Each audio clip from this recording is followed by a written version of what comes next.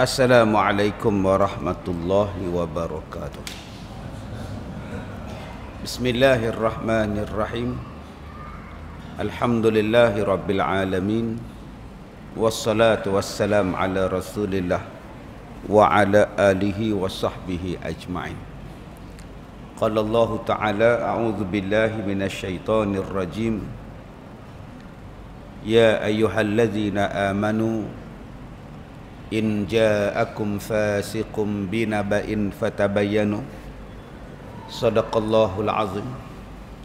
Terima kasih tuan pengacara majlis, yang saya hormati tuan pengurusi dan seluruh ahli-ahli jawatan kuasa masjid, tuan-tuan imam, pegawai-pegawai masjid, kepada pasukan keselamatan yang turut memberikan bantuan kepada kita pada malam ini, pemimpin-pemimpin masyarakat, tuan-tuan dan puan-puan, mudah-mudahan dirahmati, diberkati oleh Allah Subhanahu wa taala.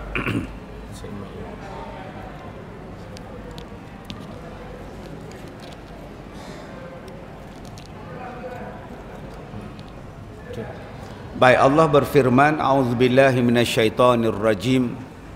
Innama amwalukum wa auladukum fitnah. Sesungguhnya harta kamu dan ujian dan anak-anak kamu adalah ujian kepada kamu.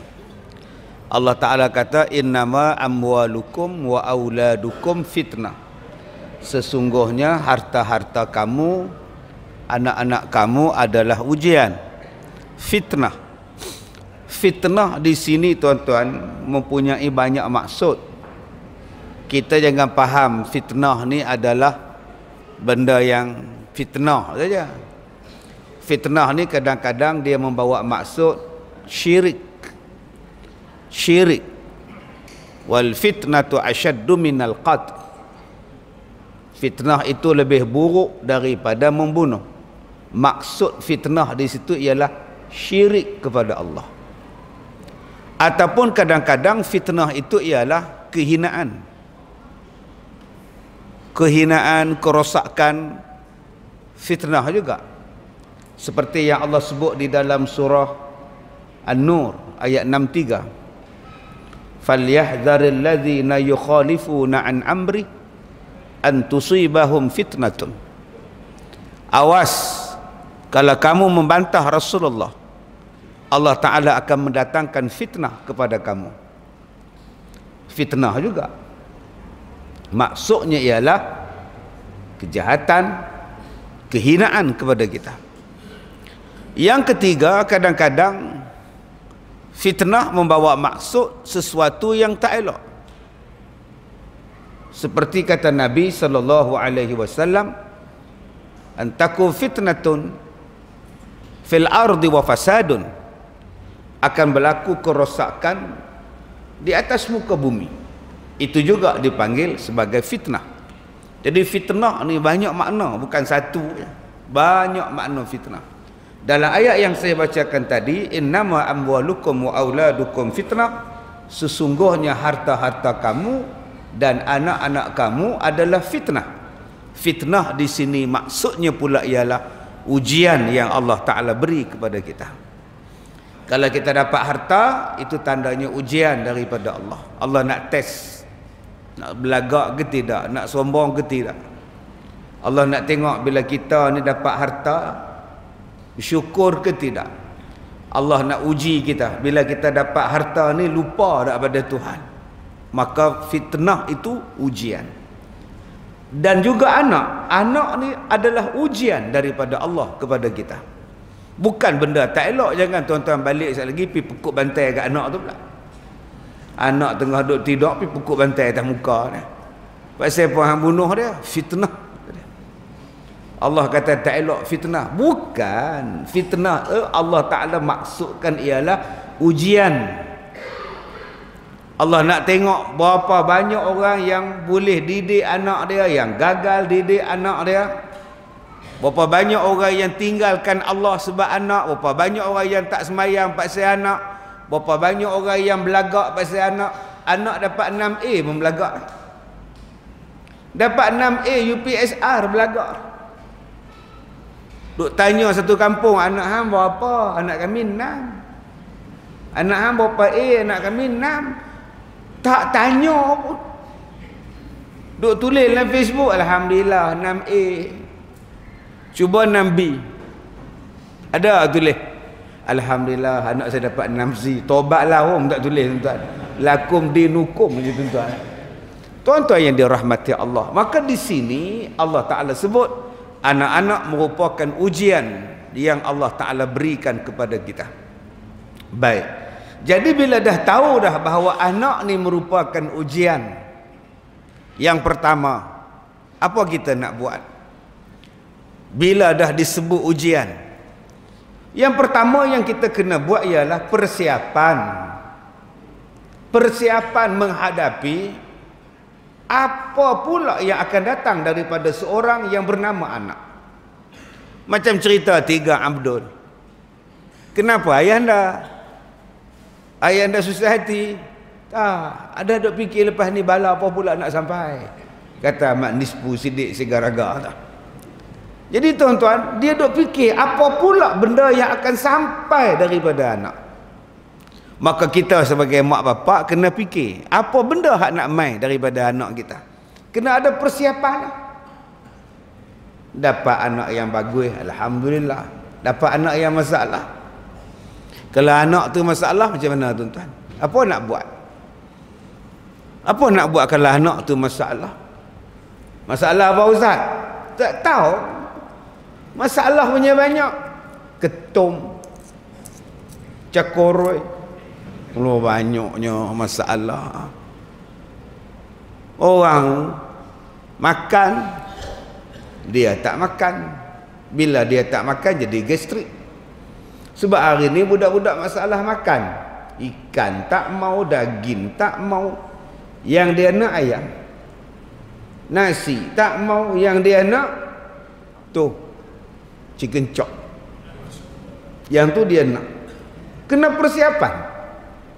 Belum masuk lagi anak sakit. Belum masuk lagi anak sakit yang jantung berlubang, jantung terkalih. Persiapan mental untuk kita menghadapi apa benda yang kita akan dapat. Anak yang lari nak menikah punya pasal lari tinggal rumah. Dulu duk jadi ke orang, lah anak kita pula. Seminggu dah tak balik usaha, kita larang dia menikah, bukan makcik tak bagi.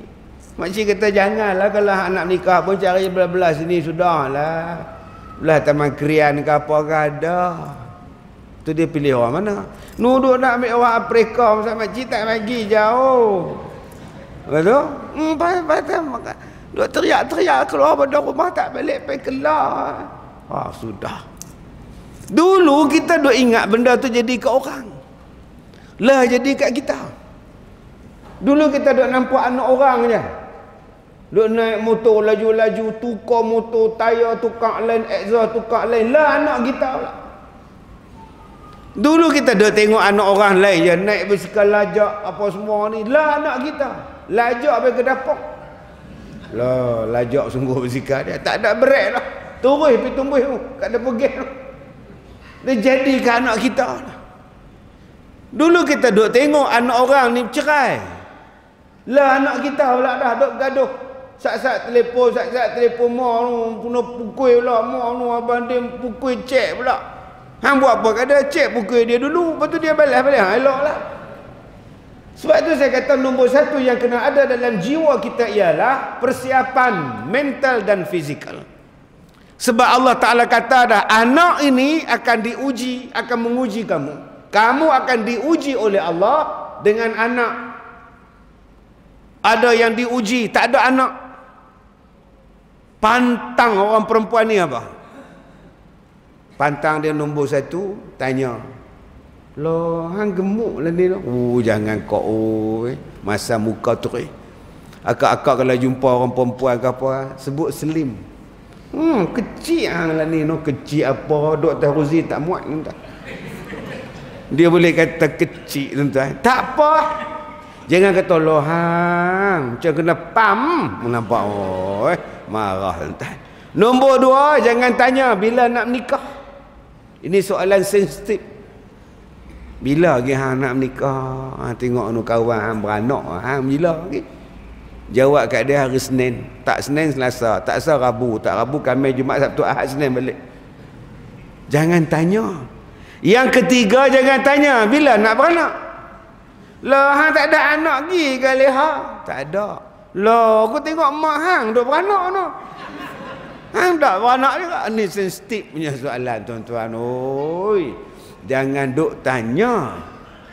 Sebab itu ujian yang pertama sekali, kadang-kadang Allah bagi kita tak ada anak.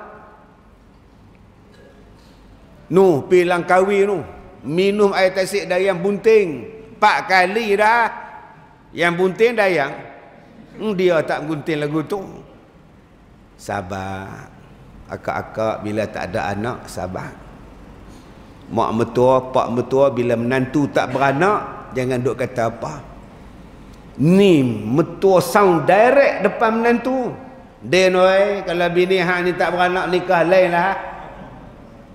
Mak pun nak rasa cucu kah? Menantu tu tengah duk suap nasi, letak balik. Sampai hati mak kata kat tu, kat cik. Kan cik tak mahu anak, dah tak boleh lepas. Dah kata apa? Dia malas balik punta. Malas balik. Anak. Dah tak ada anak macam mana? Sabarlah. Ni duk salah abang mandui. Apa pula aku hang ha? Hang mandui, aku mandui. Dah tak ada anak sudah. Syukur Allah tak bagi kita anak. Sebab tak ada dosa. Tak ada dosa apa. Syukur kita tak ada anak, kita banyak masa boleh buat ibadat pada Tuhan. Syukur bila kita tidak ada anak, ada masa banyak main masjid. Syukur kita ni tak ada anak, tak pening kepala, tak serabut perut. Jadi akak-akak yang mana tak ada anak, alhamdulillah, saya redha Tuhan. Habis tu pahala tak ada orang saya. Nu, sekolah anak yatim depan tu ada, hampir sponsor 2 orang. Nu, sekolah tahfiz ada hujung tu, hampir sponsor 2 orang. Makcik sponsor hang sampai hang habis mengaji. Dapat pahala. Ni duk kata tak tahulah, anak tak ada, tak tahulah, duk geleng kepala lagu tu. Buat lembek tekuk, tak tahulah, anak tak. Dah tak ada sudah. Syukurlah bila kita tak ada anak ni tuan-tuan, banyak masa boleh main sembahyang. Bukan nak hantar anak pergi sekolah pun. Bukan nak tunggu anak pergi tuition pun. Berapa banyak bapak-bapak yang tak sembahyang isyak duk tunggu anak depan pusat tuition. Habis pukul 10, pukul 9 tunggu dah. Habis anak pukul 10 tuition, 8.30 tunggu dah duduk atas motor. Duduk atas motor tunggu. Abang tak sembahyang bang, anak beli pukul 10. Tak apa, tak apa, lepak kawan. Main sembahyang lah. Tak boleh sembahyang. Sebab apa? Takut anak hilang. Yang kedua, kalau kita ni dapat anak, alhamdulillah. Jangan duk marah pula, sat-sat beranak. Hang tak putih rehat ni kan. Pergi ke hospital, nurse tanya, lah kok lagi? Bukan tahun lepas kok lah kan? Jadi pula. Sudahlah kok bagi orang lain pula. Muka kok tiap-tiap tahun. Jangan cakap macam itu. Kadang-kadang mak mertua marah, menantu kerap beranak. Itulah mak kata beringat. Mak kata menungku, hampa tak mau. Mak dulu menungku tak? Nungku tu awak banyak pai anak pai 8. Aku tak apa. Hang tu. Mak mertua duk marah, menantu duk beranak kerap. Nah, ada juga macam tu. Dah Tuhan nak bagi, nak kata apa. Sampai isteri marah suami dia. Suami marah isteri dia. Abang, tadi pergi cek doktor. Oi, terror cek doktor. Lalu doktor cek cek doktor. Abang mengadak ngak. Doktor kata apa? Lekat dah. Berapa minggu dah? Dekat sebulan dah. Lah, kan abang kata beringat. Ni haduk kecil tu pun tak boleh bercakap lagi, hang mengandung pula dah. Tu abang kata beringat. Beringat. Kalau cek tidur seorang-seorang abang tak kacau, tak jadi apa. Bila mula-mula kata kacau, tak mau, benci dengan anak. Bila tuan-tuan awal-awal sebut tak seronok dengan anak, maka anak tu akan jadi masalah. Orang putih panggil the unwanted child. Anak yang tak dikehendaki. Apa salahnya bila mengandung saja alhamdulillah, sujud syukur. Terima kasih ya Allah bagi anak. Sujud syukur. Anak kita ni nombor berapa ni lihat? 8 dah ha. Alhamdulillah. Ini tidak. Abang dah kata dah pilah minum apa nu, biarlah makan ubat apa pun, buatlah apa pun. Tengok-tengok tak mau buang juga, tak jatuh juga, tak gugur juga, lekat juga. Tak reda dengan anak. Maka anak ni tuan-tuan bila besar nanti dia akan jadi masalah pada mak bapak dia, pada masyarakat dia, sebab dalam istilah dia dipanggil budak yang tidak dikehendaki. Cuba kita tengok anak kita yang masalah sekarang, tengok dia, ingat balik masa mengandung dekat dia dulu, apa yang mak dia cakap, pak dia cakap. Duk marah, mak mertua marah, nurse marah, dia marah, laki dia pun marah. Anak ni tuan-tuan, dia tak seronok keluar. Pasal apa? Dia keluar dalam keadaan masyarakat mak bapak marah dia. Cubalah jadi seronok tuan-tuan. Bila kita dapat anak seronok. Ada kawan saya ni tuan-tuan, bukan kawan lah, jiran saya dulu ni, baru meninggal, umur 80 lebih. Anak dia saja 21 orang.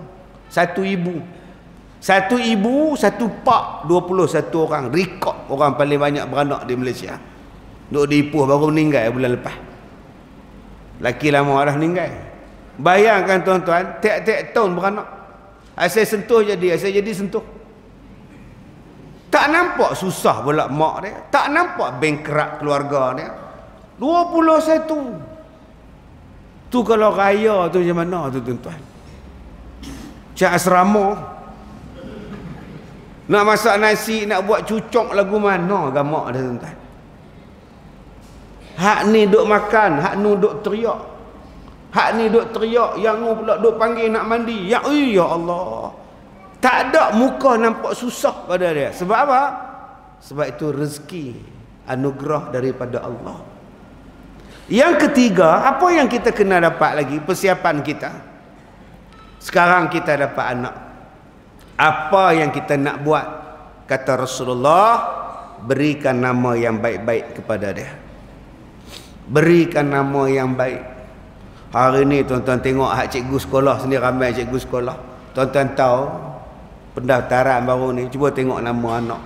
Panjang tu, Pak Hasta, Muhammad Mustaqim Izrin Nizlin bin Dolah lah. Hak pak tu simple je, Dolah.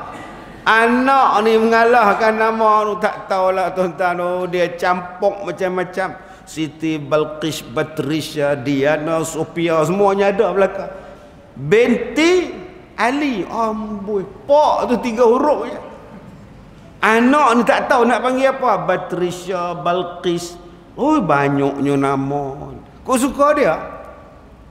Kau suka mak pak je nak bubuh tuan-tuan. Lalah panggil Along.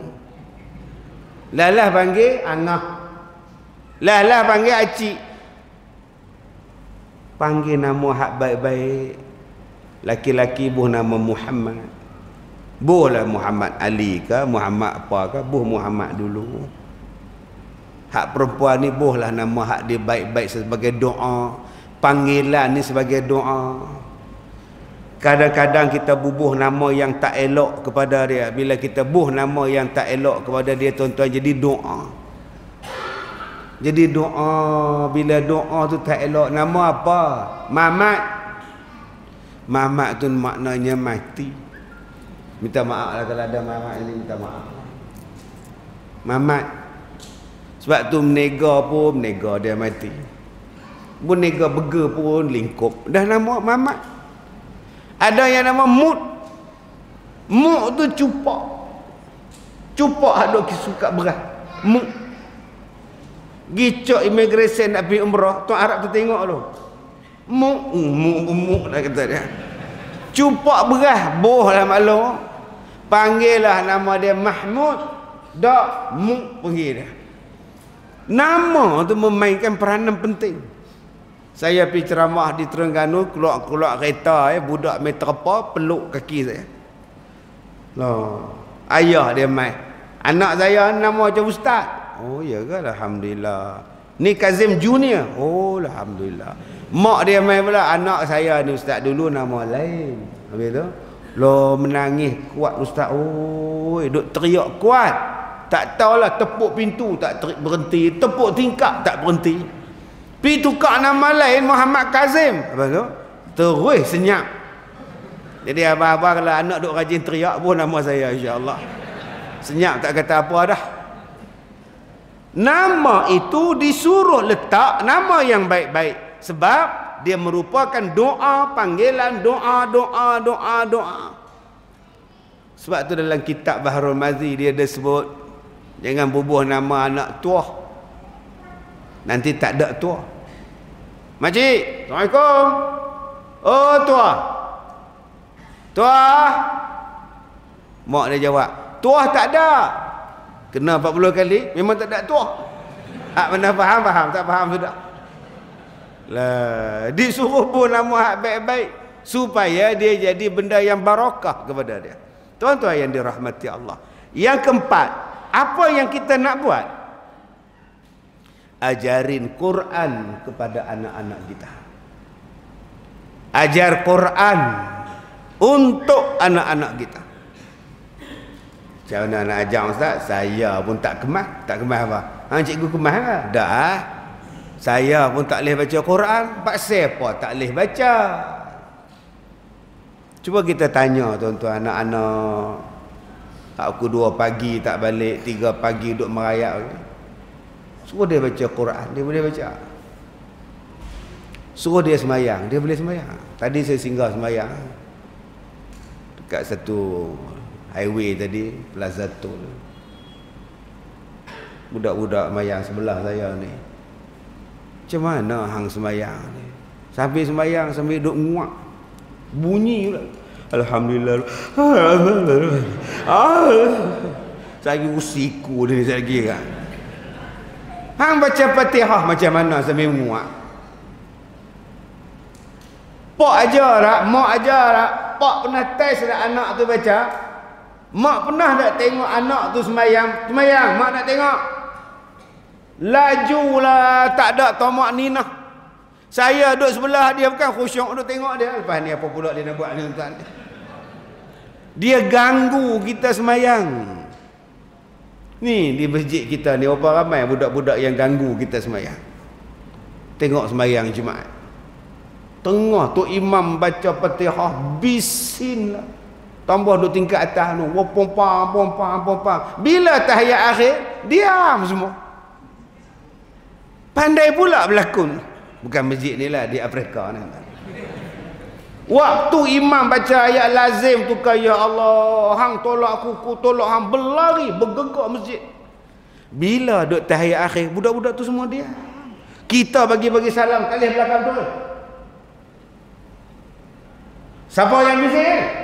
Semua diam. Betul? Pak cik bising. Aku pula dia kata tuan-tuan. Cuba tanya balik, pak siapa jadi macam tu? Sebab kadang-kadang kita dia tuan-tuan tak ajarkan kepada anak-anak kita Al-Quran.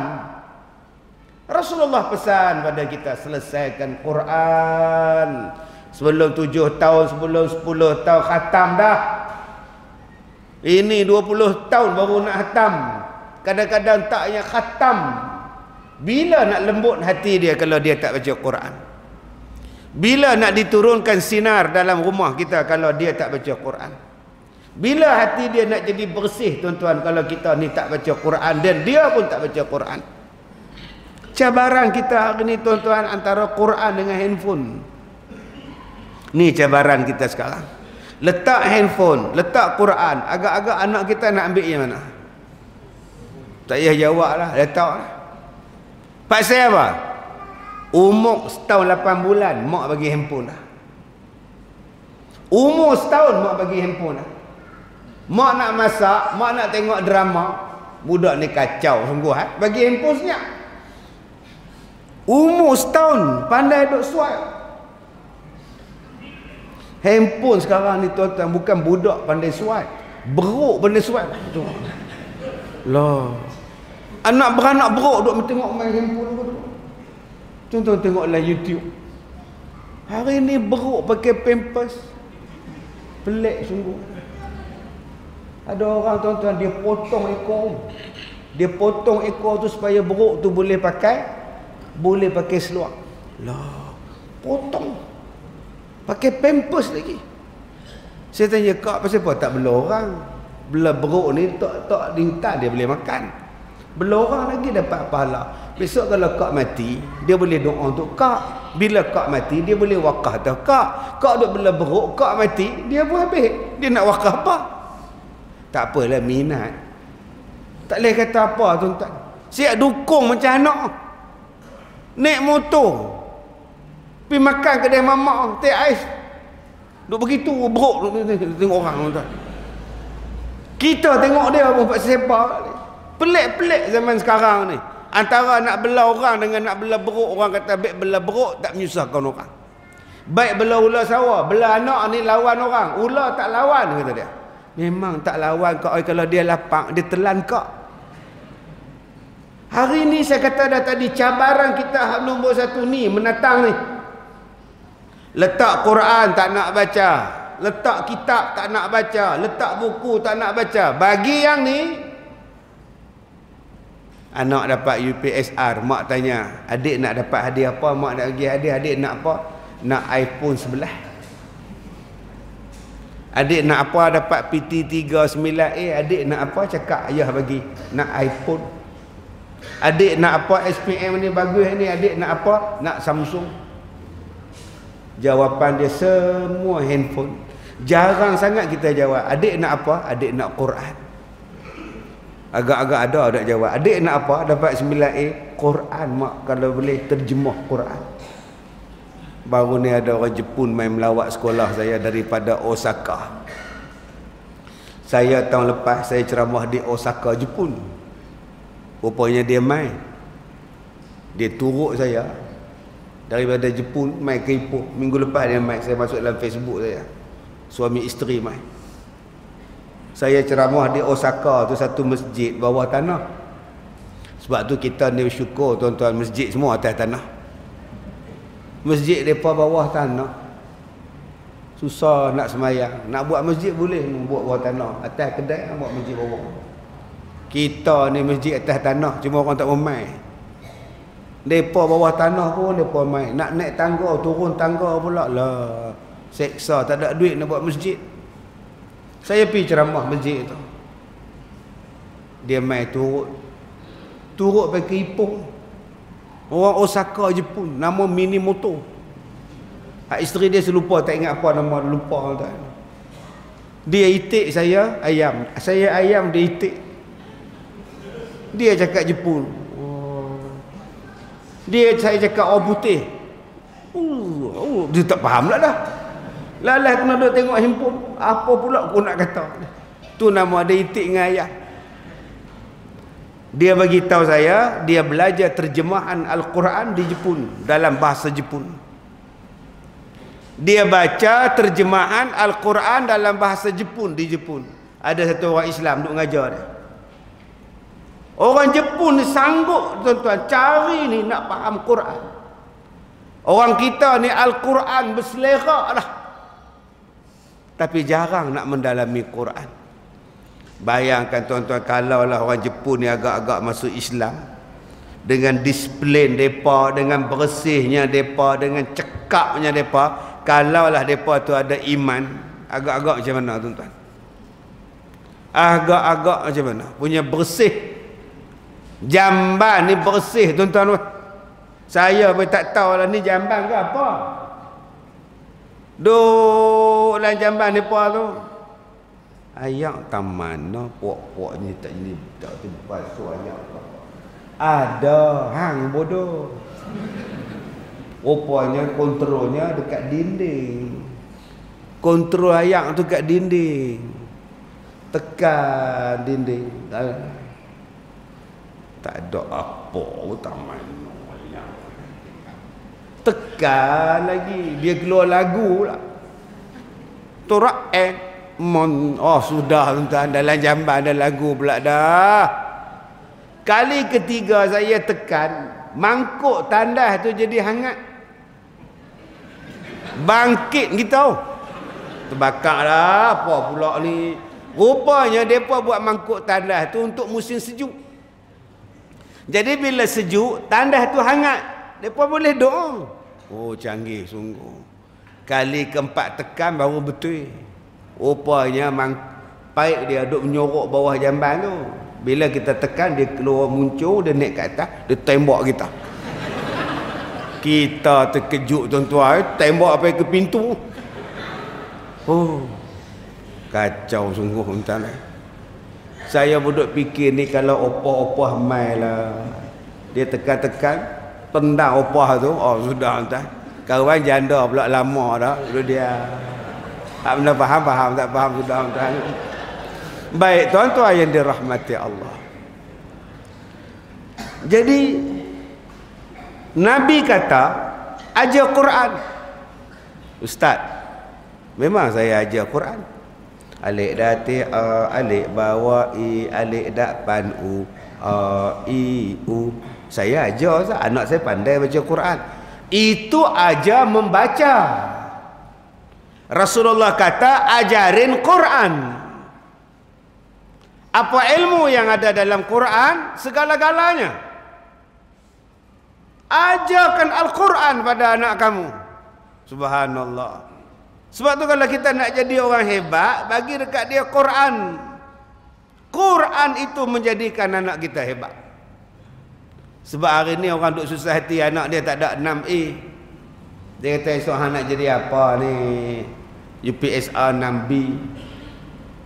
Tak ada langsung apa hang nak jadi ni. Cuba tanya tok dia. Tok ada apa? UPSR. Tok. Ada UPSR? Mana nak ada? Tok ada tanah? Ada. Benar tak benar? Ada 5 relung. Tu tara tak ada UPSR 5 relung. Kereta? Kereta tu 3 tu maybe. Buira. Kereta sorong tu 1. Tu minggu lepas pergi tempah kat farmasi wheelchair 4 Tara-tara tak ada UPSR pun 4 kereta. Tok pergi Mekah apa kali? Haji 2, umrah 4. Allah bagi je rezeki. Isteri 3. Cerai seorang, simpan seorang, tu tengah tok hang tu lah 3. Tara UPSR tak ada pun 3. Siapa kata UPSR PT3 ni SPM ijazah ni sumber rezeki? Siapa kata? Nu di Afrika tak ada SPM, elok je depa hidup. Tapi mak bapak ni, hang nak jadi apa? Hang nak jadi apa ni? PT3 tak dapat apa, nak jadi apa? Jadi orang mak. Bagi dekat dia Quran. Hebat budak ni. Apa ustaz bagi dia Quran, suruh dia hafal jadi tu imam? Doa. Abang bagi dekat dia Quran, suruh dia kaji. Hang buka surah Al-Fatihah, buka. Lepas Al-Fatihah, Al-Baqarah, buka Al-Baqarah. Surah lembu betina. Oh ayah, kajilah lembu. Pasal apa ya Allah letak Quran, surah pertama Al-Fatihah, surah kedua Al-Baqarah.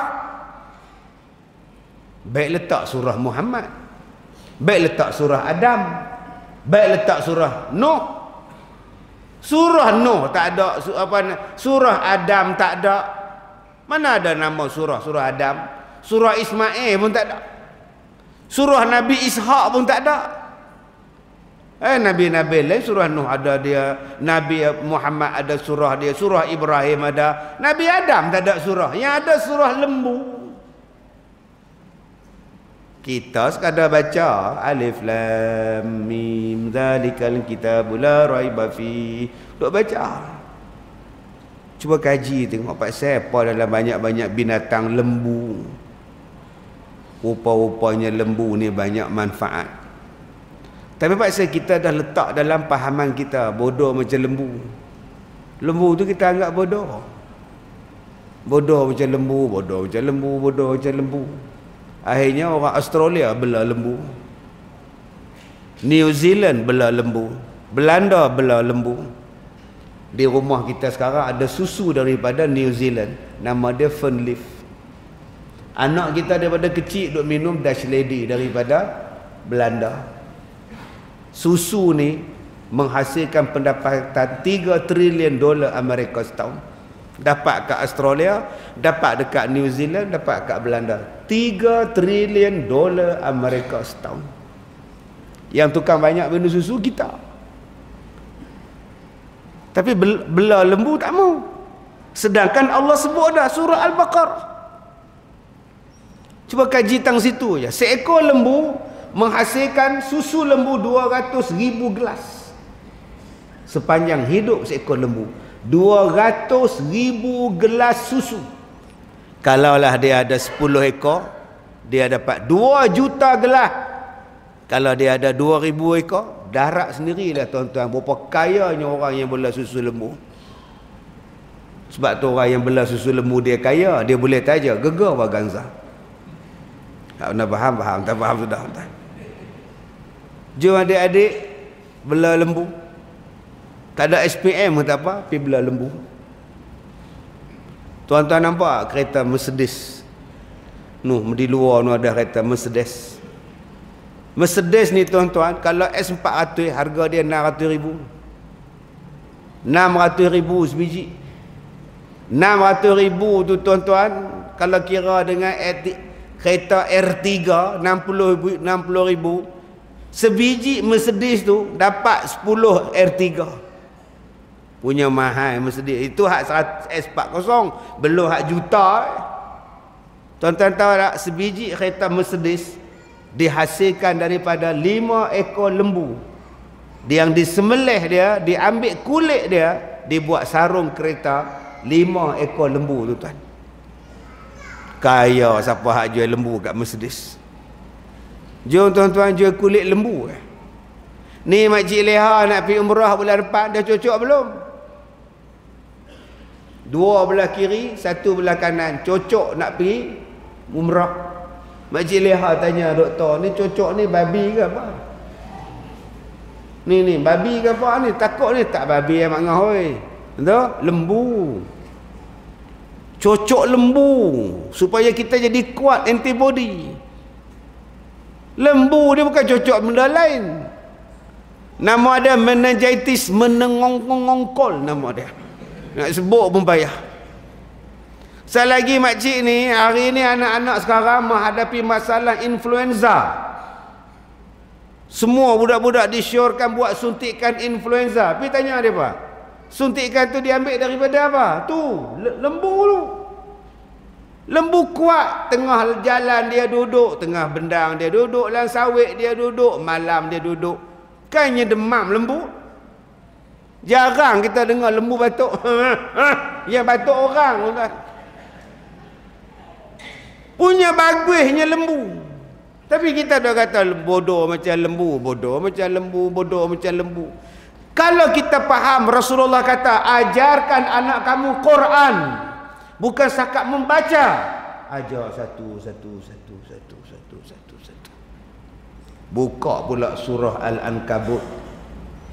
Surah Al-Ankabut ni surah labah-labah. Okey. Nanti tuan-tuan balik rumah, isteri tanya, abang pergi mana? Dengar ceramah Ustaz Kazim. Betul? Nampak ah? Nampak. Duk tengok dalam TV hari ni, tengok muka betul. Muka dia macam mana abang? Gelap, berserabut. Rupa dia tengok mikrofon. Nampak tuan-tuan kan nampak saya? Dia nampak mikrofon ni, duk cak lagu tu pun nampak. Cak lagu tu pun nampak tuan ni. Ni nama dia berserabut. Wayar dia. Serabut nama dia.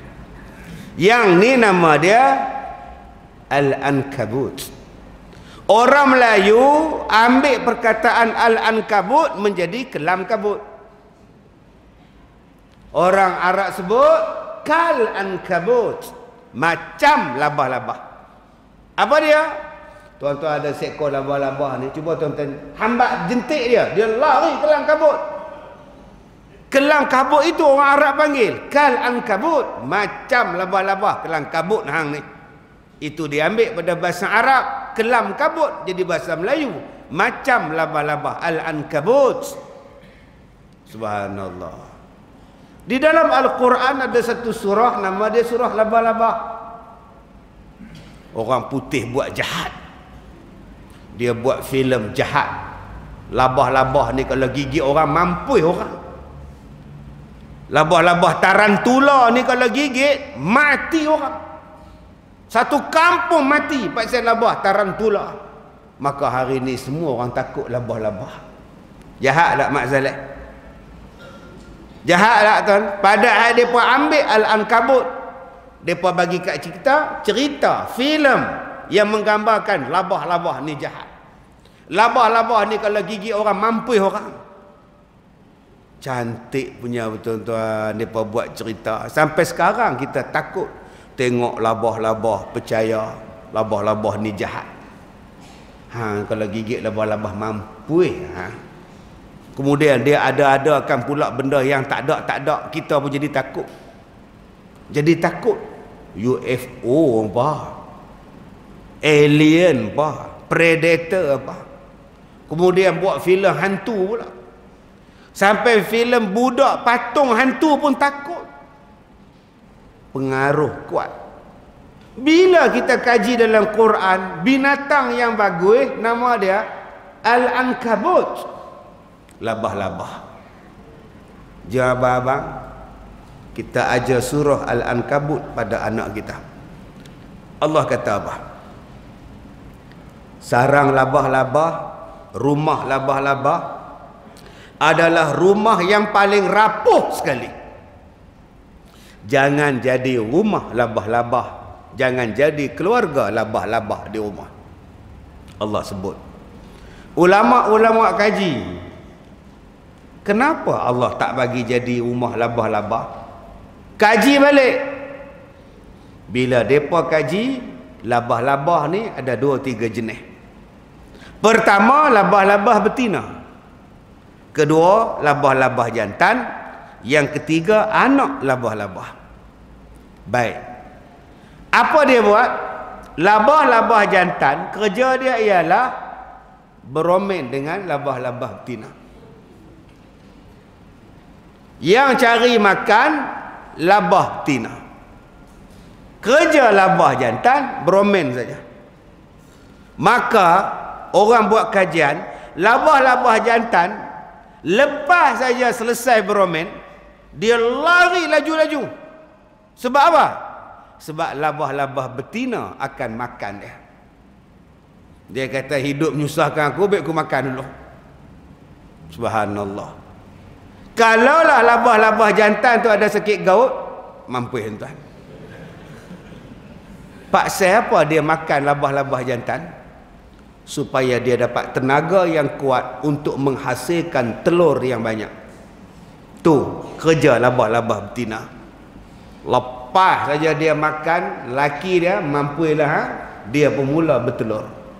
Bila labah-labah ni bertelur, anak-anak labah-labah ni pula akan makan sama-sama mereka supaya mereka jadi kuat. Kata Allah Ta'ala, keluarga yang paling rapuh ialah keluarga labah-labah. Jangan jadikan contoh. Abang-abang jangan jadi jantan labah-labah. Malas kerja dia duduk beromen ni. Kerja malas, menyegan, pemulir. Dah lah pemulir, pemalar pula. Eloklah tuan-tuan. Ni cakap Banjar, ni surah Banjar ni. Malah yang amat. Isterilah kerja, isterilah basuh pinggan, isterilah basuh kain, isterilah pergi jual nasi lemak, pergi buat kari pak hantar di kedai. Dia duduk di rumah, tengok upin dan ipin. Anak tiap-tiap tahun beranak. Ni keluarga yang teruk. Akak dapat suami yang macam itu, malang nasib akak-akak. Walaupun segak bulu dada sampai ke muka. Tapi kalau malas macam tu, malang nasib akak. Biarlah tak segak pun tak apa, rajin. Nombor 2, jangan jadi macam labah-labah betina. Kerja dia ialah tak dapat pada lelaki, ditelan lelaki dia. Berapa ramai orang perempuan yang jenis macam itu. Dapat kesenangan pada suami, dapat kemudahan pada suami, tapi tak bersyukur. Sekali suami tak bagi apa yang dia minta, dia mula beleteh. Abang tu memang kalau saya minta apa tak bagi, kalau orang lain minta amboi gatai. Duk beleteh dekat suami dia. Ni labah-labah betina. Yang ketiga, jangan jadi macam anak labah-labah. Kerja nak mentek ke darah punya paksa tuan-tuan, sanggup telan adik sendiri, sanggup tipu abang sendiri. Harta punya paksa sanggup tipu, tanda tangan mak, cap jari pak, janji ku dapat tanah. Jangan jadi macam keluarga labah-labah. Kalau kita nak membentuk keluarga yang baik, pahami labah-labah. 1. Nombor 2, apa yang kita nak ambil daripada labah-labah. Tuan-tuan nampak saya kata tadi ni, waya-waya ni. Labah-labah sarang dia macam ni ke? Tak. Labah-labah dalam bab nak cari makan, buat sarang, labah-labah sarang dia canggih. Sebab tu saintis buat kajian, sarang labah-labah ni kalau dia ambil, digumpal tuan-tuan, dia boleh menjadi baju yang lebih baik daripada baju kalis peluru. Tu hebatnya sarang labah-labah. Benda dia susun, buat sarang labah-labah, dia susun. Mula daripada satu titik dia sambung. Dia sambung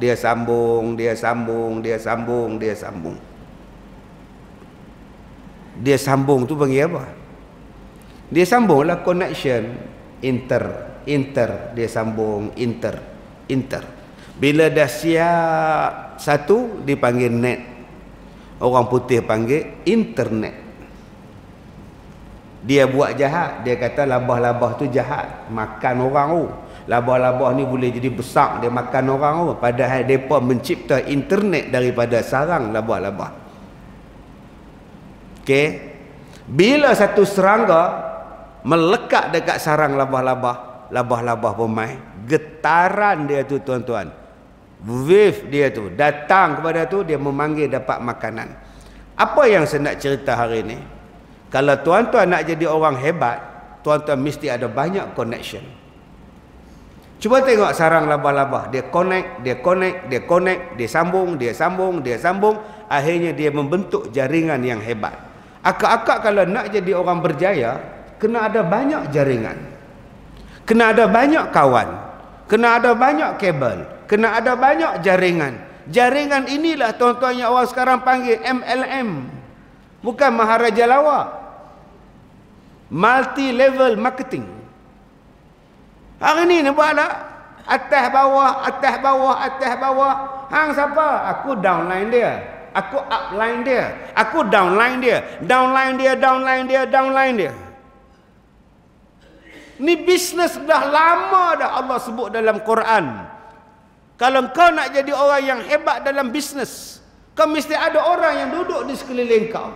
Di sana kau boleh jual, di sini kau boleh jual. Sekarang bisnes yang paling berjaya tuan-tuan, nama dia bisnes online. Tuan-tuan cuba tengok berapa banyak supermarket tutup sekarang. Berapa banyak supermarket tutup. Pasaraya raksasa tu tutup berapa banyak. Raksasa orang Melayu, orang putih sebut apa? Mana faham, tak faham sudah. Kenapa yang dah tutup pasaraya raksasa? Yang terbaru pula Tesco dia pun nak jual. Tesco pun tak mau dah. Orang putih kata kami nak tumpu di Thailand pula, tak mau tumpu di Malaysia dah. Giant berapa banyak yang tutup. Cold storage tutup. Tesco dia pun nak jual. Makro lama dah tak ada. Paksa apa yang tak ada ni? Sebab orang dah tak sewa. Sebab peniaga-peniaga dah tak sewa. Sebab mereka dah tak menjual barang di situ. Penyewa tak ada, apa tak ada, bila mereka nak hidup? Sebab apa pakat tak sewa? Sebab hari ni orang berniaga daripada rumah. Nama dia online. Tak payah sewa, tak payah nak bayar tu, tak payah nak ambil ni, tak payah apa. Jual tudung saja dia dapat 50 juta setahun online kak. Jual telekong online sekarang. Akak-akak pilih bisnes Al-Ankabut. Connection banyak. Kalau mereka buat tudung bawal, kak buat tudung siakap. Ni yang bagi rezeki Quran sebut. Jadi kalau anak-anak tuan-tuan sekarang tak lulus SPM, tak apa. SPM itu untuk awak menghadapi ujian, faham ataupun tidak dengan pelajaran yang kau belajar. Tetapi nak dapat rezeki, Allah Maha Luas. Salah satu rezekinya datang daripada Quran. Subhanallah tuan-tuan, bila kita banyak connection. Orang tanya pada saya, Ustaz, apa petua nak jadi kaya? Saya jawab dua. Petua nak jadi kaya, nombor satu, kena banyak kawan. Nombor dua, kena banyak sedekah. Siapa cakap? Quran cakap. Al-Ankabut cakap. Surah Baqarah cakap. Kalau kau nak kaya, sedekahlah sampai kaya. Tuan-tuan yang dirahmati Allah, ni yang kata mengajar anak kamu tentang Quran. Tapi takkan saya nak ajar benda-benda ni, Ustaz. Sebab tu kena cari guru yang mursyid. Hantar di sekolah yang bagus. Supaya anak-anak ni bila buka Quran, subhanallah. Surah Al-Anfal ayat 11. Saya sebut tentang hujan. Sebelum saya sebut tentang hujan, saya sebut satu ayat dalam Quran, surah Al-Anfal ayat 11. إِذْ يُغَشِّكُمُ النُّعَاسَ أَمَنَةً مِّنْهُ. Ingatlah ketika kami berikan perasaan mengantuk kepada kamu, suatu nikmat yang aman pada kamu. Subhanallah. Mengantuk adalah suatu nikmat yang aman pada kamu, kata Allah dalam surah Al-Anfal ayat 11. Cuba tuan-tuan fikir. Mengantuk. Didi and Friends kah? Mengantuk, mengantuk. Tak boleh tidur, tak boleh tidur, tak boleh tidur. Lagu mengantuk saja orang minat sekarang ni. Tuan-tuan. Sebab tu tuan-tuan, kalau tuan-tuan tidur sekarang, saya tak marah, tidur. Kena pula dapat dinding tiang pula, lega. Tak marah langsung tidur pergi, sebab dia dapat nikmat. Tidur ni dapat nikmat. Saya ni dah berapa minggu tuan-tuan tak tidur pula, mata merah belah kiri. Doktor kata korang tidur, luka dalam mata, merah belah kiri. Tidur ni menjadikan sihat. Saya nak tidur apa? Jalan mata nak tidur mana-mana. Adakah tidur tu saja nikmat? Sedangkan Allah Ta'ala kata as-salatu khairum minan naum. Semayang lebih baik daripada tidur. Jadi apa makna tidur di sini? Apa makna tidur yang Allah kata nikmat aman pada kita? Subhanallah. Bila kita sakit baru kita tahu apa itu makna tidur. Abang-abang balik umrah batuk. Akak-akak balik umrah batuk. Dada sakit batuk, batuk, batuk, batuk. Sampai naik melengkung dah betul. Akak-akak pergi hospital, doktor akan letakkan satu ubat di sini, dan akak pun tidur. Anak datang melawat, macam mana ayah saya? Ayah awak kami terpaksa tidurkan untuk merehatkan paru-paru dia. Kami tidurkan ayah awak. Nampak ada ayat Quran? Dia bukan koma, dia bukannya nazak, ditidurkan untuk merehatkan jantung dia. Satu, sebelum akak-akak operate, doktor akan bius akak dulu. Bila akak kena bius, akak pun tidur. Senang doktor operate. Bukankah itu aman? Nak dibelah kepala ni. Bayangkan kalau manusia tak cipta bius. Doktor nak belah kepala guna gergaji ni. Doh asah gergaji. Tahan sikit nah, tahan ah. Agak-agak makcik nak tunggu kan nak belah. Kalau tunggu agak bodoh tak. Tapi kenapa makcik tunggu? Sebab bius. Inilah dia Quran. Kalaulah kita perkemahkan Quran, tuan-tuan, anak kita ni kita perkemahkan Quran, aduh, hebat dah kita ni. Yang ini yang Allah Ta'ala sebut di dalam surah Ali Imran ayat 190. Inna fi khalqis samawati wal ard wa ikhtilafil laili wan nahar la ayatin liulil albab.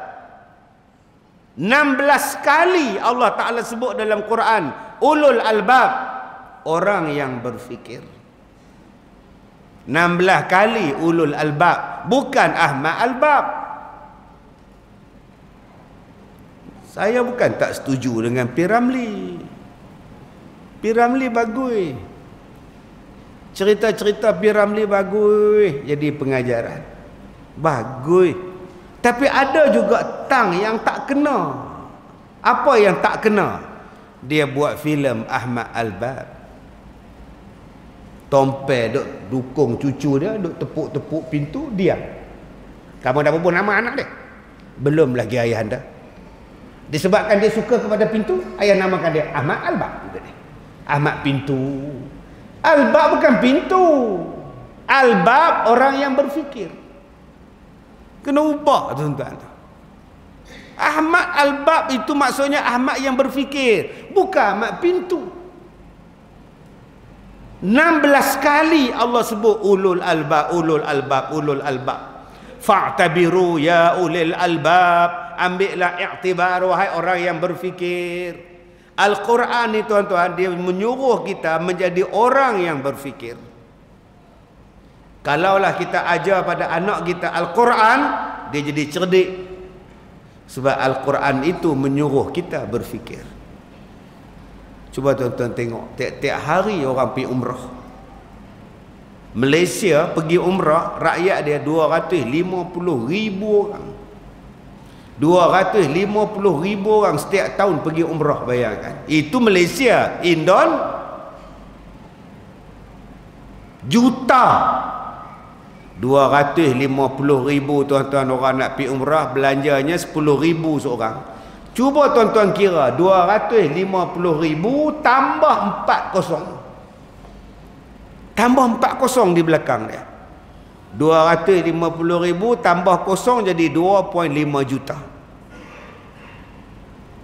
Jadi 25 juta. Jadi 250 juta. Tambah 4 jadi 2.5 bilion ringgit untuk orang pergi umrah saja. Siapa cakap rakyat Malaysia tak ada duit? Siapa kata orang Melayu tak ada duit? 2.5 bilion duit orang Islam pergi umrah setiap tahun. Malaysia saja. Kalau dia belanja 10,000 termasuk tambang, beli kurma, beli jubah, tasbih, 10,000. 2.5 bilion. Soalan dia, 2.5 bilion tu dapat kat siapa? Syarikat umrah dapat, Arab dapat, Nur dapat. Kenapa kita tak masuk sekali supaya aku juga dapat? Macam mana ni? Makcik pergi umrah macam mana? Lah, hilang. Hilang apa? Makcik lah hilang.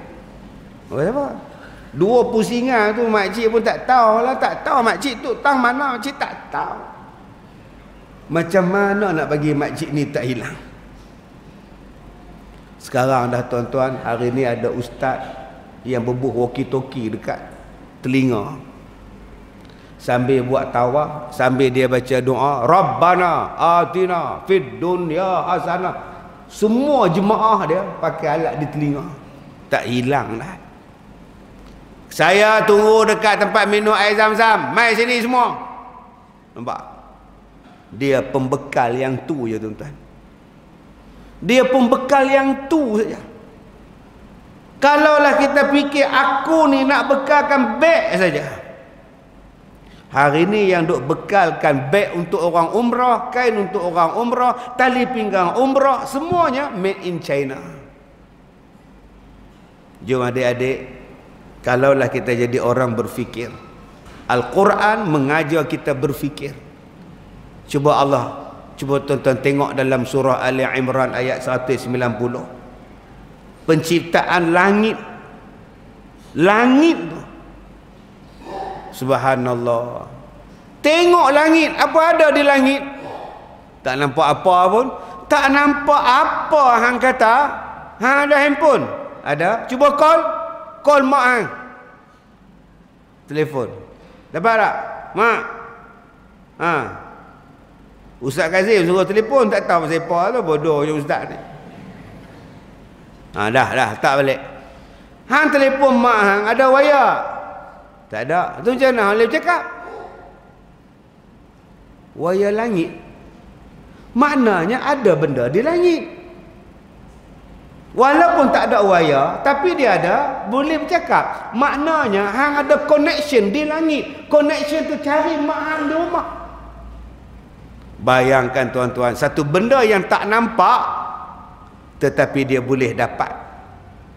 Dia boleh dapat. Nama dia teknologi langit. Allah kata, cubalah kamu fikir apa benda yang kamu boleh buat di langit. Saya naik kapal terbang, saya hantar mesej dekat isteri saya. Mama buat apa? Mama tengah makan dengan anak-anak. Abang kat mana? Abang kat Iran. Loh, bila masa abang pergi Iran? Abang tengah naik kapal terbang melintasi Iran. Bayangkan tuan-tuan, saya duduk di langit, saya boleh SMS dia, saya boleh telefon dia. Duduk di langit Iran tu, melintasi Iran. Saya nak pergi Jeddah, boleh cakap dengan dia. Bayangkan teknologi langit. Kalaulah adik-adik menguasai Al-Quran, adik-adik akan jadi orang yang paling hebat sekali. Yang kelima, apa tanggungjawab kita mak bapak? Mengkahwinkan anak-anak. Ni nombor 5 ni. Jangan duk kata bila nak menikah ni biar pergi depa lah, depa cari sendirilah ustaz. Kita ni zaman kita dah habis. Duk gelak ya apa. Zaman kita dah habis apa hidup ni. Kalau ada masalah lagi, hang enggak pening kepala. Pergilah cari orang hak baik-baik. Tapi Nabi cakap 50 laki perempuan, 1 laki-laki. Tapi kami tengok malam ni ustaz, ramai laki-laki, tak ada 50 perempuan 1 laki-laki. Hang faham betul-betul. Pi Ramli dia sebut dalam cerita Musam berjanggut.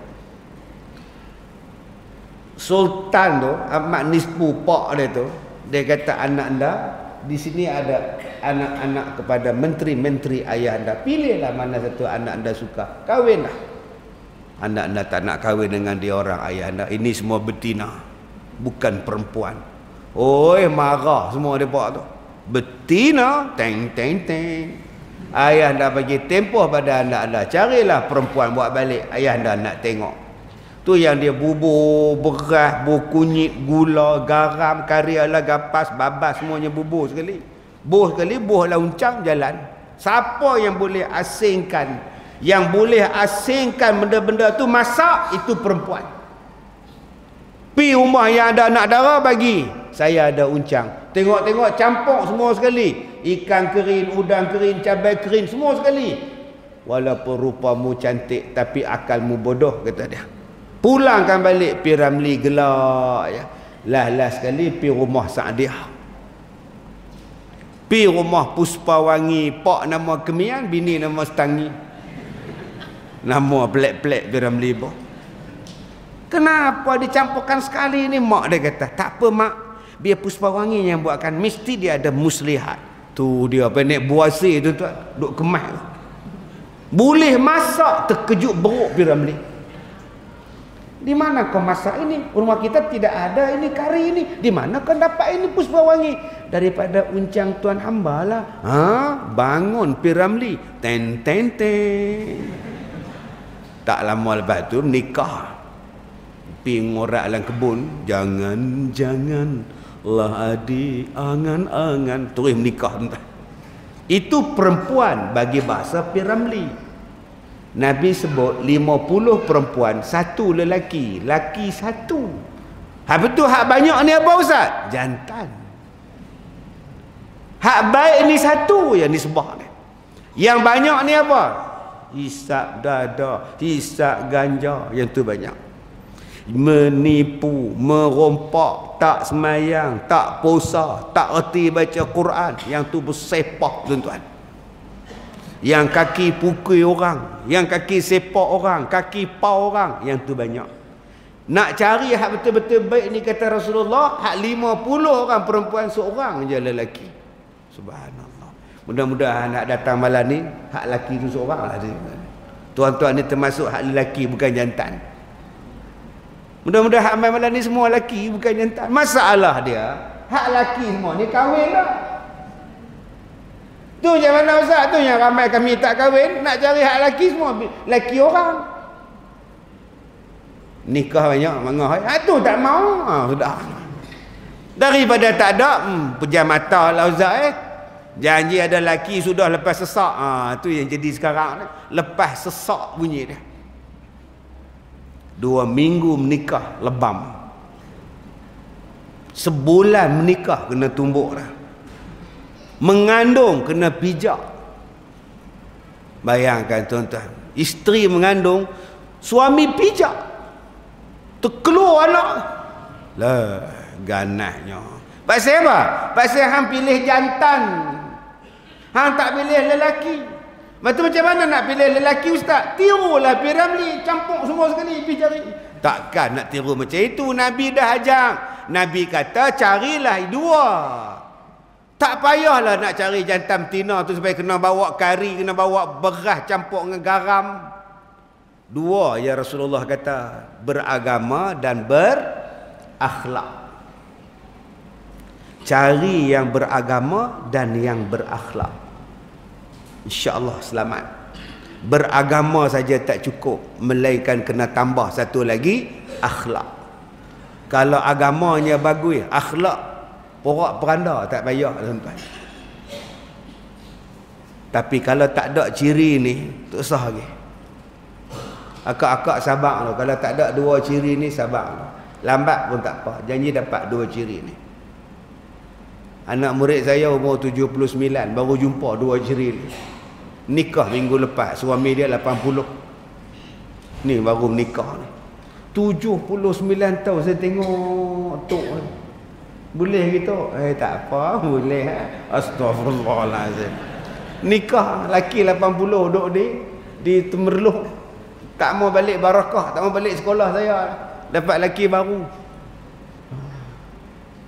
Jadi abang-abang ni baru umur 69. Hak 80 pun mampu. Akak-akak baru 63, mak ngah tu 79. Kak oi. Tadi saya sampai di office je, mai lagi seorang pula. Awaknya laku sangat anak murid saya ni. Ustaz, makcik nak kahwin. Lah. Betul? Orang mana? Melaka. Makcik kenal di mana? Dulu sekolah sama-sama lah. Sekolah dulu lama-lama tu dia duk cari makcik baru jumpa. Loh. Berapa puluh tahun hilang? 50 tahun. Loh. Boleh buat drama ni. 50 tahun berpisah. Jumpa balik minggu lepas. Bercinta balik. Nak kahwin minggu depan. Tak tahulah akak-akak ni. Jangan kata tak mau. Tak mau lah. Tak mau duduk lah seorang-seorang. Seronok. Tak mau lah. Tak mau. Jumpa balik bekas boyfriend 50 tahun lepas. Jodoh. Saya tengok ni makcik umur berapa? 70. Hak dia sama satu kelas. 70 orang. Lah isteri dia ada lah. Isteri meninggal dah. Lepas-lepas meninggal tu dia cari makcik. Jumpa. Makcik tak mau dah. Tapi itulah. Nampak lah di belakang. Subhanallah. Jodoh. Baik. Jadi 5 ni kita buat persiapan. Saya minta satu je tuan-tuan. Cabaran yang kita nak jumpa. Saya berceramah daripada tahun 90 sampailah sekarang. Tua dah saya ni. Dah 30 tahun dah ceramah. Veteran dah. Tak veteran pun veterina dah saya ni. Tua dah. Apa benda yang saya tak jumpa? Tuan-tuan tanya kat saya, apa benda tak jumpa? Anak murtad. Jumpa. Minggu lepas jumpa. Anak dia pergi Amerika, murtad, nak pergi menikah dengan orang putih. Anak perempuan. Mak ni teriak-teriak bawa gambar, tolong jamping ustaz, anak saya nak murtad, nak pergi ikut Mak Saleh, pergi menikah. Anak dia pakai tattoo. Bukan jantan, perempuan. Naga belah kiri, rimau belah kanan. Mak dia kata, ni ustaz, anak saya duduk pasang tattoo ni. Saya kata, kau pasang di mana? Taling Jaya. Lepas tu Pak Saiful main jumpa saya.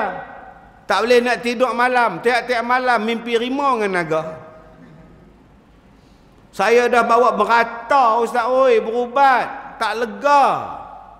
Satu hari dia main kat saya, dia selak baju dia, nampak naga dan rimau di belakang dia. Saya nak tanya ustaz, macam mana nak buang ni ustaz? Saya tak tahu kau ambil striker, dia kata. Panas-panas pekuk hilang kot. Bodoh, gatal. Dia marah anak dia depan, dah kau dia dah buat dah. Tu dia menyesal tu. Nak buat macam mana? Tu duk tanya Pak Saiful, dia buat, dia kata ikut kawan. Tu macam mana? Tu hak jenis nak ikut kawan tuan-tuan ni. Orang buh tattoo, dia buh tattoo. Anak yang saya jumpa lagi apa? Anak perempuan dia 14 tahun. Kakak dia 16 tahun. Mak ni sibuk duk kerja. Mak pak ni nak pergi luar negeri. Nak hantar anak tak tahu, dia main hantar kat saya seminggu. Masuk camp. Bila mereka ni main, sehari kita panggil, lain panggil mereka ni. Tidur pun sekati. Saya panggil. Saya kata, pasal apa hampa pelik kan? Ni kakak, ni adik, pasal apa pelik kan? Tanya tuan-tuan. Dia tanya saya balik, saya tanya dia tanya saja, dia tanya saya balik, saya tanya kat dia. Macam mana dengar je ustaz? Rupa-rupa je tuan-tuan, lesbian. Adik dengan kakak lesbian. Saya telefon ayah dia ustaz. Mak ustazah. Mai ustazah kelang kabut dah ni. Mai. Terduduk mak dah. Bayangkan kakak dengan adik lesbian. Tu satu kes. Mai hak kes ni pula lah. Umur 14 tahun, tingkatan 2, perempuan. Kita kata pi bersenam, tak mau. Pi melompat, tak mau. Pi berenang, tak mau. Sat-sat pi bilik ayak, sat-sat pi bilik ayak. Rupa muntah. Panggil.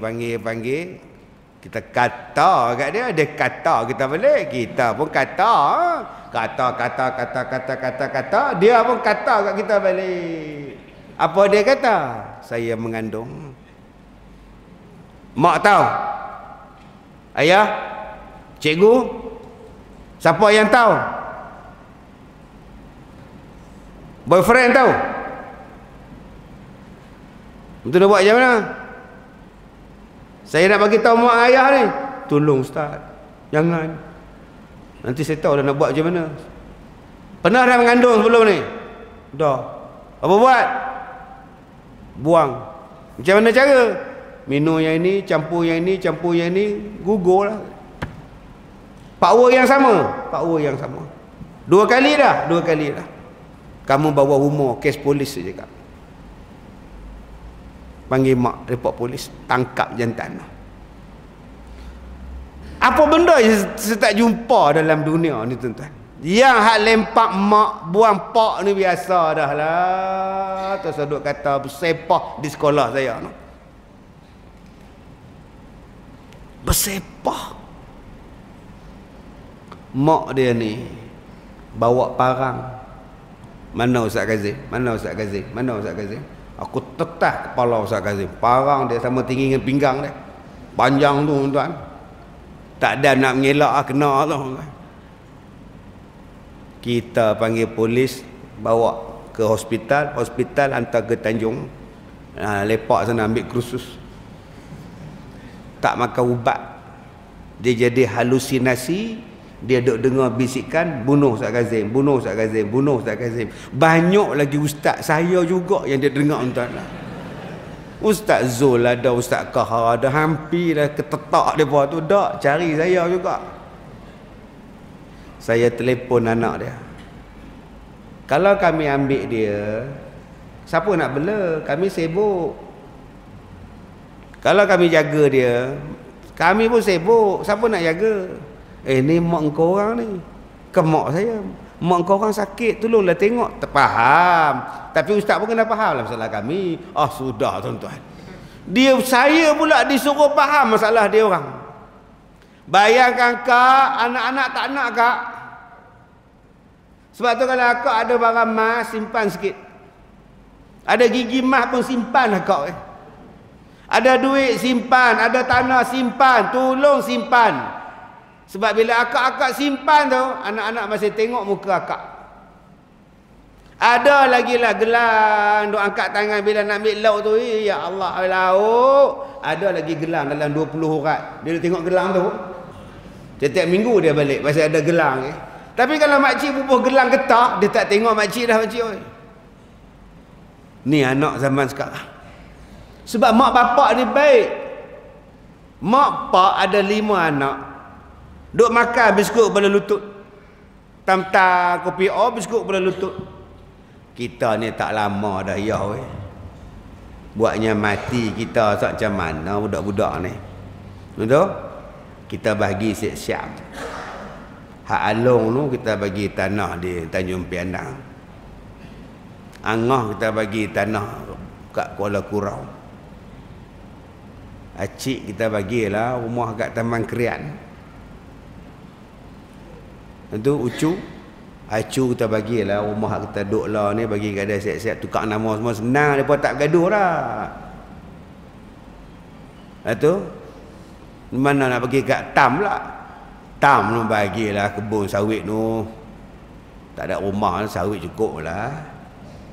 Tak apa, bagi siap-siap, takut bergaduh. Bagi siap-siap, tukar nama, geran bagi semua. Dia kata kat Acu ni, Acu hang duduk Kuala Lumpur, mak duduk ni Bun Tebal, rumah ni rumah hang dah. Jadi sementara mak dengan pak ni hidup, mak nak tumpang lah. Duduk lah mak, cek kan duduk pun cek duduk Kuala Lumpur. Kan yang duduk ni Bun Tebal ni. Duduk 4 tahun tuan-tuan. Mai orang sita rumah, bawa tali rupiah. Siap tanpa notis lagi, rumah dilelong, sila keluar. Tanya dia, pak siapa kami kena keluar? Ni rumah ni, tu anak kami. Dia tak bayar hutang, dia tak ni, rumah ni kami terpaksa sita. Makcik tak boleh duduk. Barang-barang pun tak boleh ambil. Dak blender makcik, blender pun kena tinggal. Spender tak apa, blender tinggal. Bawa dengan kayu balik. Hoi keluar. Rupanya anak dia hutang loan tak bayar tuan-tuan, rumah dia ambil. 2 suami isteri ni mai sekolah saya minta pondok. Ustaz, kami tak ada rumah, boleh tak tumpang sekolah ustaz? Rumah abang pergi mana? Anak kami lah apa semua tak ada rumah. Aduh, tang mana pula aku nak letak ni? Tuan-tuan tahu tak masalah anak dia punya Pak Zaid? Saya pening pula, tang mana pula aku nak letak ni? Tang mana rumah? Menyusahkan kita pula. Sebab tu akak abang-abang ada harta, simpanlah. Tu saya tukar nama siap-siap. Tukar lepas mati tu, biar mereka sendiri tukar. Jangan bagi semua. Ada juga satu untuk kita. Ni anak hak saya jumpa sekarang. Tuan-tuan tak mau ikut nasihat saya pun tak apalah. Tapi apa yang saya cakap ni berdasarkan pada pengalaman saya. Berdasarkan pada pengalaman. Yang saya duk jumpa 300 orang saya duk bela orang tua-tua ni tuan-tuan daripada 2004 sampai sekarang 2020. Berapa ratus orang dah saya jumpa. Dah berapa ratus masalah yang saya jumpa. Berkenaan dengan anak dan mak bapak dia.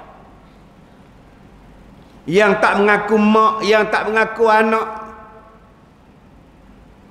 Ni baru ni temu duga orang nak masuk. Ada 11 pondok kosong. Ada 11 pondok kosong, saya iklan. Siapa nak masuk, mai hantar surat. Bila temu duga mak dia, anak dia main bisik kat saya. Ustaz, ambil mak saya tau. Ambil tau. tolong Ustaz ya. Ustaz nak duit apa pun saya bayar Ustaz. Janji ambil je. Saya tanya pada siapa yang suruh-suruh hantar-hantar sangat siapa? Kami tak larat belah. Itu kalau hampa tak larat, saya larat kan? Saya yang kencing manis lagi, apa semua lagi. Punya tak mau mak dia. Mak dia tunduk, tuan-tuan, saya tengok. Tunduk, tak kata apa. Bila anak dia keluar depan saya, tuan-tuan, dia tengkin mak dia. Cepatlah mak.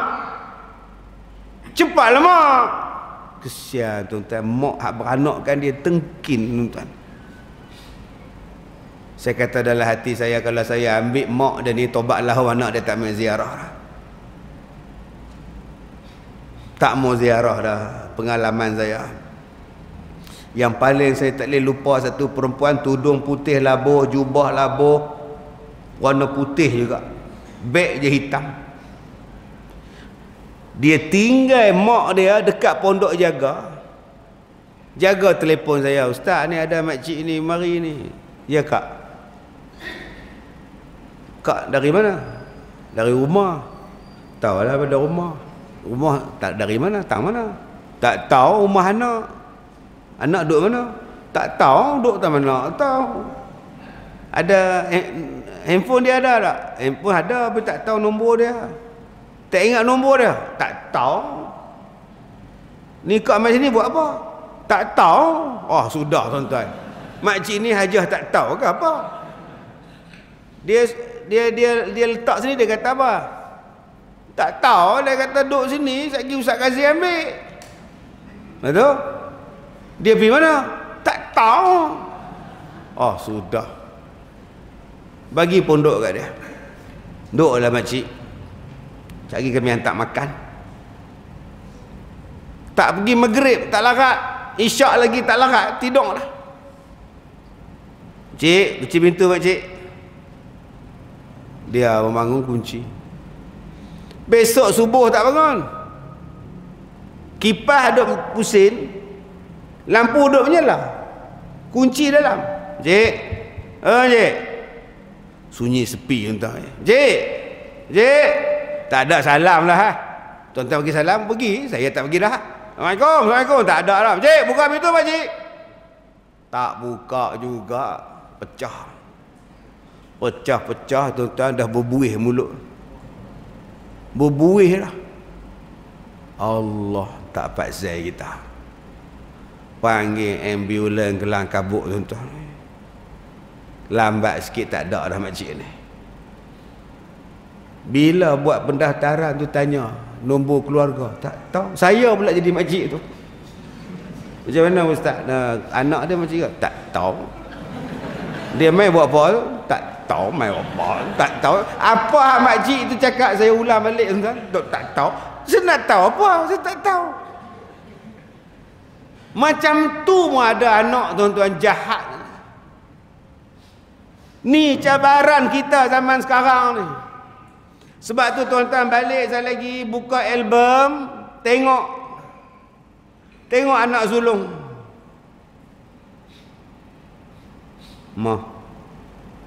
Agak-agak dia ni boleh tak tengok kita mah Tahu lah bang Dia tu anak sulung, alung. Balik pun dah. Yalah dia kerja alung. Duk hambat orang, mana nak balik rumah kita. Tak tahu. Tengok album nombor 2 pula. Yang ni jadi bini orang. Dia jaga mak mertua dia lebih dari kita lagi.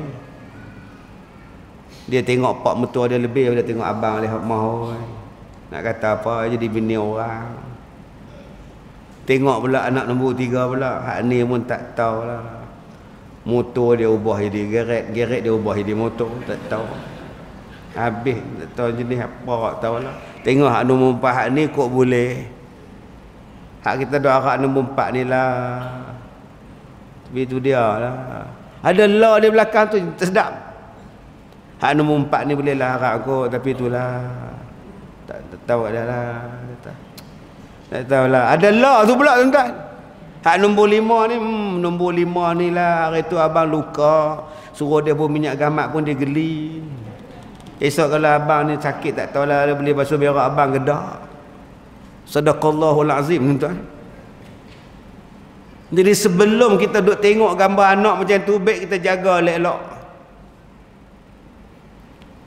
Nak bagi apa pada anak kita? Iman, ilmu. Inilah tuan-tuan yang nak bagi baik kita. Kalau tuan-tuan tak perkemahkan iman dengan ilmu ni, tuan-tuan, saya tak tahu.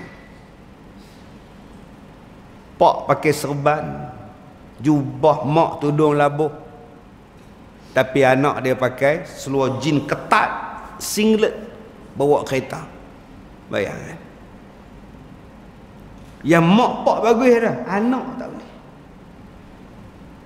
Ni yang datang masalah pada kita sekarang. Jadi saya harap pada tuan-tuan, jom tuan-tuan ni lebih baik daripada saya. Saya ulang balik. Tuan-tuan ni lebih baik daripada saya. Tuan-tuan ni lebih untung daripada saya. Saya ni nama je ustaz, tuan-tuan. Tapi saya bukan macam tuan-tuan yang 24 jam ada di rumah. Okey. Jadi tuan-tuan dengan anak tuan-tuan lagi banyak daripada saya dengan anak-anak saya. Hari Sabtu, hari Rabu, 1 hari bulan. Tuan-tuan dengar cakap saya nak. Dengar cerita saya ni. Tuan-tuan bayangkan sendiri. Hari Rabu, 1 hari bulan Januari, saya di Guang Perahu. Hari Khamis saya di Kulim. Hari Jumaat 3 hari bulan saya di Sarawak. Hari Sabtu 4 hari bulan di Johor Bahru. Hari Ahad saya di Johor Bahru. Hari Isnin saya di Ipoh. Hari Selasa saya di Ipoh. Hari Rabu saya di Johor. Hari Khamis saya di Johor. Hari Jumaat saya di Mersing, Johor. Malam tadi saya di Perlis. Sekarang saya dengan tuan-tuan. Malam besok saya dekat dengan Seberang Perai. Hari Rabu saya di Ipoh. Hari Khamis saya di Selangor. Hari Jumaat saya di Shah Alam. Hari ini saya di Shah Alam. Sabtu bila masa saya ada di rumah.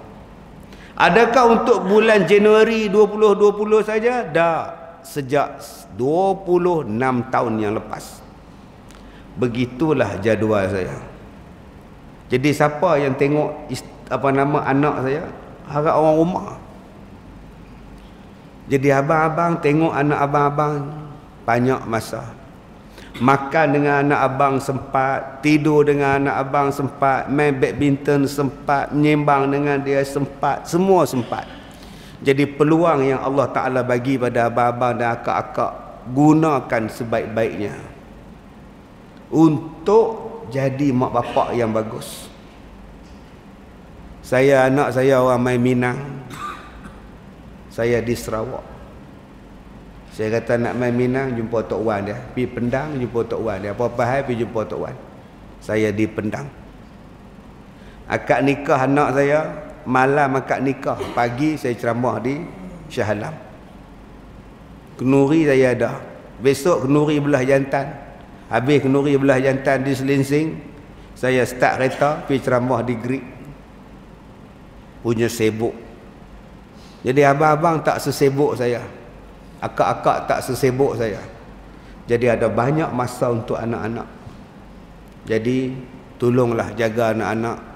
Sebab saya duk bela orang tua-tua ni tuan-tuan. Ada satu benda yang berlaku dekat saya yang saya tak boleh lupa. Dia bawa dekat saya RM3,000 makcik ni. RM3,000 dia bawa, dia letak depan meja, atas meja saya.